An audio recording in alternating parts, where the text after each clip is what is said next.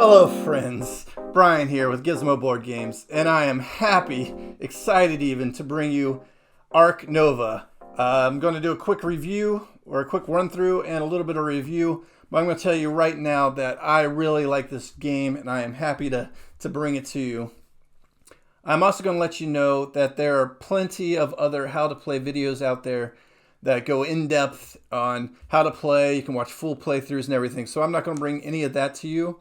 I am going to do just a quick once over of generally how the game plays out, what to look for, and just a little bit of how to play round by round. I'll probably play a couple of rounds, and then we'll get into my final thoughts. But anyway, I've got it set up right now for a 2-player game. So on this side, I have my board set up to start with, my cards laid out. And this animals card is always going to be in the number 1 slot. The other 4 are going to be randomly distributed depending on, how they're randomly distributed for each player. So they'll be different from player to player. This game plays from 1 to 4. I've played it at 1. I've played it at 4. It's a fun game both ways. And I might talk about that when I get into the final thoughts. A couple other things you'll see here I've already done is I've already laid out the main board with the 6 random cards that would actually be face down until everybody picks their starting hand. We've each got our tokens here on the board. So the first player will be the furthest back, and then the next player, next player, next player.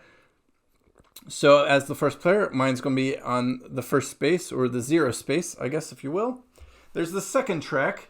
It's going to run on the inside, starting at the top, and working its way clockwise around the board. And the game will end when the tracks cross. So as this one creeps out this way on the ticket track, this one's going to creep out on this green track, and at the time where those cross, that's going to trigger the end of the game. So for now, they're both starting at either end of the track. The green track is the conservation track, and the ticket-looking track, you can call it the ticket track, or the appeal track is what it's technically called. Usually I just call it the ticket track. It makes the most sense. Also, there's this internal track, which is kind of the reputation track, I believe is what it's called. And there's a couple of these tokens, which are going to be randomly distributed up here, and those would come into play once a player hits the 5, 8 spot there. Also on this 10 spot, you'll notice that there's a thing there because we both start out with 2 end game cards. They're going to be randomly distributed from the deck. And once one person hits that part, that's when players will determine which of the 2 end game cards they're going to keep. So you got plenty of time to kind of work towards one or the other and kind of see how it plays out. So you're not stuck into immediately either making or not making an in-game card, but there's plenty of time to build towards one of them and see which one's working out for you. But we've each got 2, and these would be kept secret, but since this is a video and I'm playing by myself, I'm going to keep them face up for you. Also, with the starting hand, you're going to be dealt 8 cards each, and then you're going to decide which 4 you want to keep. So I've already made that determination for both hands here, and we've discarded what we decide not to keep into the discard deck. So this is basically the general setup. Along with that, we each get 25 money to start with. We each start with 1 of our workers, with 3 other available to purchase along the way. We've got 7 of our tokens set off on this track here. Also, there are 8 different boards you could play with the reverse side, and those are all different. Or there's 4 of them where they're all exactly the same. Board 0, which are basically the starting boards, and then there's a board A, which is a slight step up from the starter board. But I've got the starter board set up for both players, so we've got 1 3-level enclosure, and it's empty right now. It's on the empty side. If it ever gets filled with an animal, it flips to the more colorful side because there's an animal now living in there. And we each start with 1 kiosk next to our enclosure. And that is the basic setup. Along with that, we've got this general board here, which is going to be the kind of the education or university section, and our sponsorship I don't remember exactly what it's called right now. I can't. It's the handshake part, where you're basically making friends with the various continents on the board. So we got North America, Europe, Asia, Africa, and Australia. Under that, we have 3 randomly distributed main conservation cards. So those are ones with big green background. And depending on the number of players, you're going to have 3, or in a 4-player game, 4 played out for everybody. And those are, again, goals for everybody to kind of work towards. And that, for real this time, is the setup, other than I haven't mentioned the coffee mug way over there. That goes into the break process, and we probably won't cover that any further than me pointing it out right now. So once everybody's set up, you would start with the starting player. In this case, that would be me. And what you're going to do in this game is you're going to decide which one of these 5 actions, and they're each different valued, so 1, 2, 3, 4, and 5 value, that you want to play. So these will dictate what you're going to do during the game and how strong or how much ability you have in that game. So let's look at what I've got in my hand right here, and I've kind of predetermined. I've got this it's the same as all the basic cards, but it counts as another conservation card. It's a reptile breeding program, and that one wants me to have a reptile and a friendship with that reptile's continent in order to just kind of score on that one. So I'm going to keep that for myself as another secret objective that I can play to make a permanent objective for everybody else when I meet the requirements. So I've kind of kept this other reptile card here with it requires, so the card's layout is in a way that it gives you whatever's on the top, so it counts as a reptile and it counts as Africa, but it requires, on the left-hand side, me to have 3 other reptiles in play. So I can't play the Nile crocodile for a while until I get more reptiles out in play. So I want to keep an eye out for reptiles. But more importantly to me, I'm going to kind of go for this research zoo objective. And that is, if I get 3, 4, 5, or 6 of these research icons, I get 1, 2, 3, 4 more movements on the green track at the end of the game. So that's kind of what I'm going to play for. So I've kept this Science Institute, which is a level 3 sponsorship card. It's blue, it's a sponsorship card, and that'll give me 2 science already. So I want to build towards that. And I've also got this sheep here, which belongs to a petting zoo. So that's kind of a side idea I've got in mind, is to play on petting zoo. So I kept that one as a quick animal to get out. So what I'm going to do, I think for my first action, is I really like this Guerrilla Field Research. So I think I want to buy it. And I'm going to play my cards ability because it's on section 5. It allows me to, at the 5 level, I can draw 3 cards off the top and keep 1. Or it's got the special ability in the 5 level, or I can snap any of the face-up cards into my hand. So I'm going to go ahead and do that with my first action. I'm going to play that at the 5 level so I can snap this card. And now I've got the Guerrilla Field Research. And this one requires me to have 3 science icons, but I'm going to get 2 from this one as soon as I get this one played. So I'm already most of the way towards this one. One thing I got to be cautious of is when we hit the break, I am going to have to discard down to 3 cards. So I've got to make sure I get at least 2 of these out before the break, because this card, really, first thing I should have done was move this break little mug 2 spaces forward. So we're a little bit closer to where I'm going to be forced to break. But this comes out, everything will slide over, and this card's action now occupies the 1 slot. And that is my turn. Now my opponent here, they've got Sponsor Zoo is one of their objectives that they're probably going to try to go for. And this one just wants all the sponsorship cards out, so all the blue cards. So they might be disappointed that I just grabbed that one and I did not refill like I should. So let me do that real quick. So they might be upset that I grabbed one of the sponsorship cards off the board. But that's okay, there's another 2 there. And they kept 3 in their hand. So if they play 3, 6, 8, or 10, they're going to get the endgame points. A side thing they could also try for is just trying for these rock icons, which is already on some of these cards they've kept. For 1, 3, 5, or 7 rock icons at the end of the game, they get points as well. So they kind of got a little, like, I'm more directed towards, I know exactly what I'm trying to do right off the bat. They've got some options here depending on how it plays out.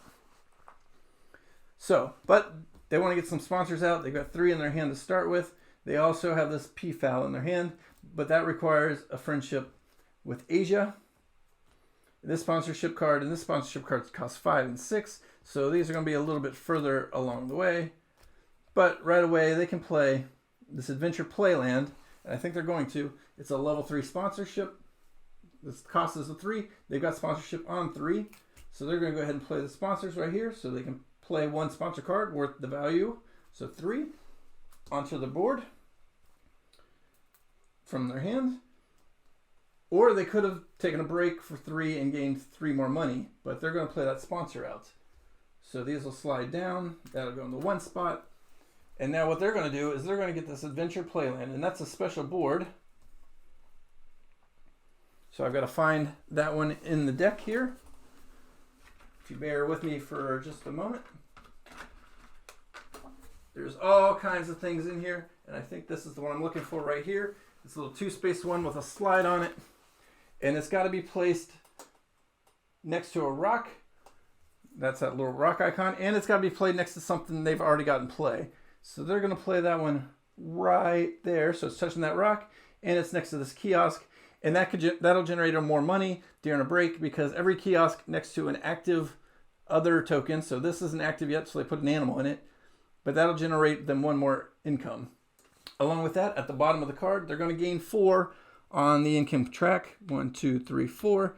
Because now it's got some appeal, drawing some people to their zoo. A little bit more people are spending money to come check out their adventure playground. And that should be the end of their turn. We've done the immediate action of putting the playground into play. We've moved them up the tickets. We moved the card back to section 1. So now it would be my turn to figure out what I'm going to do with my next action. And I think my next action is going to be to try to get the Science Institute into play. Either that, or I want to get another institute into play with an association action. So I think I'm going to go ahead and take a level 4 association action, and that's going to take this guy. It's got the little guy picture on the top corner here. My worker, and he can go to any of these spots that cost up to 4. So this one costs 2, 3, and 4. I'm going to play him there. And I will take one of these. And I think what I want to do is grab this double science university. So I'm well into the science game now. I'm going to play this on the bottom part here. And I can never take this one again, but I could take the other 2 and place them there and fill out my university board. So with these 2 science icons, now I've got 2 science of the 3 required for the guerrilla research. And on my next turn, I'm planning to get the Science Institute out. That'll give me 4.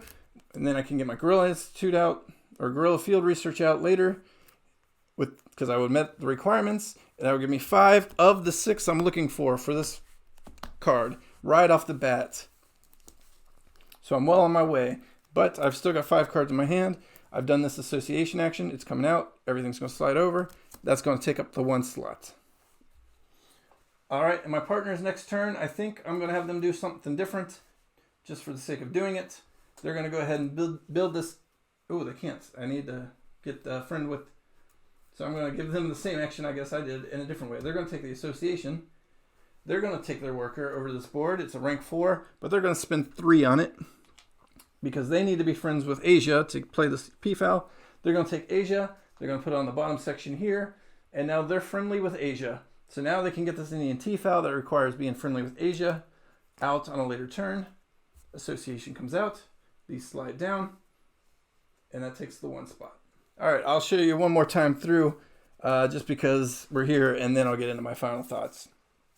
So I think what I'm going to do, instead of doing the same thing I've done already and get a sponsor out, which is probably what I'd really do on my next turn if I was really playing, is I'd probably play the sponsor for 4 and put that on the board and get that out there. Instead, I'm going to do something different. I'm going to build. So with my build action at rank 5, I can build 1 building up to a max size of 5, paying 2 per space used. But I'm going to go ahead and buy this petting zoo. So now I've got a petting zoo. So I can get my sheep out in the future. I'm going to put my petting zoo, I think right here. So it's got to be touching something already in play. But I've covered up this spot. So that means I'm going to get 5 money back from playing it there. And it's going to cost me 6 money because it costs 2 per space and takes up 3 spaces. So it would cost me 6. So I'm going to pay 10. And I would get 4 change back. But because I placed it where I'm going to get 5 back, I'm actually only going to spend 1 on that. And I grabbed too much. And I would get, so basically building that cost me 1 money. Now this is going to come out, go down to the low spot here. And I've got a petting zoo in play because my sheep needs a petting zoo and he will take up one space in it. So when I play this later, he would, instead of flipping it, he would become a cube in my petting zoo. And I've got a sheep in the petting zoo and this would be in play. But that's later. In fact, let me show you now kind of how it works minus the petting zoo part, because my partner, or my opponent here, is going to play the peafowl. So it's a bird, and it's Asian, and it requires friendship with Asian, which they have. So they're going to play their animal card. And space 3 means they can pay one animal card from their hand. It needs a rank 3 enclosure. We've got that. And it's going to cost 18 money, minus 3 because it's Asian, and they're friendly with Asian. So playing the Asian friendship makes it cost 3 less, so it's going to cost them 15. So 15 well spent. Gets them an Indian peafowl. They're going to put the peafowl here, so we'll flip it over to show that enclosure is now in use. And that's it. All the enclosures look the same other than they've got kind of a dark, dull side and a colorful side that shows there's an animal on it. It doesn't matter what animal's in where, it just needs to hold it. So it was a 3-size enclosure was all it required. So it can go in there. We flipped it. We've paid for it. It met the requirements. So the last thing we need to do is when it comes out, it postures 2. So up to 2 times you may place 1 free kiosk or pavilion. So we might as well do that. Kiosk has to be certain spaces away from a previous kiosk. So we could place this kiosk nowhere because it's got to be 2 spaces away and nowhere meets that requirement. So we'll make 2 pavilions, but we'll put a pavilion in play here, right on the other side of that, and we'll get an X. And these are nice because every time you use an X, it actually would make this count more. And that's how, like I said, we had a 6 here. So they definitely want to get an X in play because at some point they're going to have to get the sponsorship up to 5 and play an X to make it 6 so they can play the baboon rock. So that's very important that they get that X covered. And they get a pavilion, and a pavilion automatically gives them 1 point or 1 appeal. And we'll put another pavilion over here on that 5 money so they can get 5 money back. And they'll get another appeal for another nice pavilion alongside the water, looking at the Indian peafowls. So as you can see, their zoo is kind of taking shape. And then the last thing we didn't do when the Indian peafowl came out is they got 7 appeal from the peafowl alone. So they're up to 14 appeal. I'm still sitting here at 0 because all I've done is kind of get myself ready for the future. And that is the general play of the game. The game will flow like this, back and forth, up until the point where, like I said, the 2 tracks cross. So my opponent is well on their way. I'm kind of sitting back, but I've got some big plays later because once I get this guerrilla field research out, that'll move my green space 1. Boom. Oop, I'm red. So that's kind of what the game is. Once you meet certain requirements over here, so my opponent could potentially have played his rank 5 association worker over here to the 5 spot and then played a cube for having 2 Asia animals here. And he would move 2 on the green track. Not only that, but by pulling off one of these cubes, he would get a reoccurring bonus from these top 4 or a one-time bonus from these bottom 3 once he meets that conservation. And that's kind of the name of the game, is balancing, getting the conservation points and building up your appeal in your zoo to generate money, because your money when the breaks come are going to come from your appeal. And you'll be drawing cards, and you're just going to be back and forth doing everything, trying to build your own little zoo or conservation area, because some of these don't even want you to have animals. Some of these hidden objectives just want you to build space out in your park, basically making a rock park or a nature park, and then minimal on the animals, and that's what gets you points. So there's just a bunch of things going on in this game, and that'll lead me into my final thoughts. I really like this game, as most people who've played it do. It's a lot to take in. It is a long teach. It's a long play. It's about an hour per player to play it. Maybe you can knock down a little bit once you get more familiar with the cards and everything, but it's probably going to be at least 45 minutes per player regardless. So it's a little bit long, but I really like the theme of it, the building the zoo, building conservation. You don't have to build a zoo. You can build a conservation. There are some cards where you can play them and take animals, release them to the wild. They're back in the wild now, out of your zoo, and that moves your conservation track up because you're doing things for the wild. You've got these random different objectives that come out when you meet certain quotas. And you get to choose what's best for me now, what's best for me later. One thing I didn't mention is at certain points you can flip the cards and they become more powerful abilities of those actions. Not only that, but there are certain breaks, and they're all kind of in pink, like here and here and on the board, and this one, where you can't do them unless you've upgraded that card. But there are no more than 4 upgrades available at any point. So you will never upgrade all 5 actions. You will only ever, at most, upgrade 4 actions. So it's that kind of like, what matters more to me to upgrade? Timing matters. If this break starts getting really close to break, if you've got a hard hand limit, you've got to get those cards out of your hand or make use of them, or you're going to lose them. So maybe just resign yourself to the fact that you're probably going to lose cards. But you can take this university ability, and now your hand limit is 5. Or you can upgrade your cards action, or your animals action, or your sponsorship action. And you can play, depending on where you are on this track, cards from down here like they're in your hand. So you don't even need to worry about your hand because you can play just straight from the board once you've upgraded those cards. So that kind of takes away some of the randomness, because as you see, there's a huge stack of cards here. You're never going to get through them all. So every game's going to be different. I love that. But if you're trying to wait for, like me, I was kind of building towards petting zoos, and they're building towards sponsors. If those cards don't come out, then you're just kind of stuck in a rut. So that is kind of a negative to the game.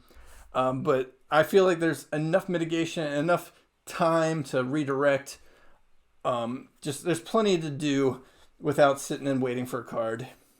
You just kind of got to be willing to adapt. And I'm always willing to adapt. I like thinking and rethinking my plan based on what my opponents are doing. So that's fun for me. Those are the kind of games I like, when I'm just stuck hoping I get to do something, but maybe if it gets taken, I've got to reevaluate and make a quick turn. Another thing I really like about this game is you can build ahead. Like, you need to do this, so you can do this, so you can do this, and you need this to get over there, so that way you can do that after the fact. So like, you can think 2, 3, 4 turns in advance and get yourself this and this and this, so that way you're ready to make that big play when you're ready. And I really enjoy that aspect of building towards a goal and then feeling really good when I do that play I've been working so hard for. You can free up more workers as you go.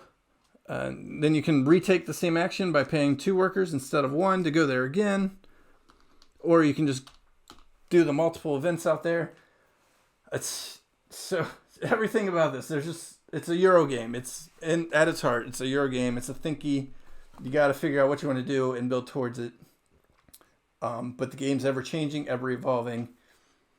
So I'm saying right now that this probably is my favorite game it's that I own for sure, and maybe ever. I don't know. It's definitely top 5, top 10. It's been climbing up the Board Game Geek ratings as well as quickly. It just came out last year, beginning of this year, whatever the case was. It hasn't been out for 6 months at most, and it's flying up the ratings. Everybody loves it. There's some knocks against it, and I guess not everybody loves it, depending on what your style is. But if you're someone who enjoys thinky Euro games, and building a zoo, that's cool too. Like, even if you might not like thinky Euro games, but you're willing to put forth the effort to build your own zoo, this could be for you too, just for the theme, even though it might not always feel like you're building a zoo necessarily. But you can see how they've got this playground, they've got the PFAL, and I've just got research kind of going on here, and in the future I'm going to have research. So mine's more of a zoo-like institution compared to what my opponent's doing. But we're each building our own thing, and I like that aspect of it. It feels good. So my rating, I gave this a 5 out of 5 gizmos. Obviously, 9.7 on the Board Game Geek scale out of 10. Just for some minor, like, these are kind of flimsy paper. Just minor nicks against the game. It's tough to teach, so but 9.7 out of 10. I don't think I'm ever going to give it 10 out of 10, but a 5 out of 5 on the Gizmo scale is probably what you're looking at. And I really, really enjoy this game. I like everything that this game can be, and everything it's done. And I hope to play it again soon. Yeah, so that's my thoughts on Ark Nova. It's the game that everybody's been talking about lately, and now I have talked about it too. And if you want to talk about it some more, leave some comments below. Let me know why you do or don't like it. If you've got a chance to play it, I'd love to hear it. If you like this video, give me a thumbs up. If you want to see more of what I have, hit the subscribe button. I try to release one video a week is my going rate right now. Please tune in for more. Let your friends know, and I will see you next time. Thank you.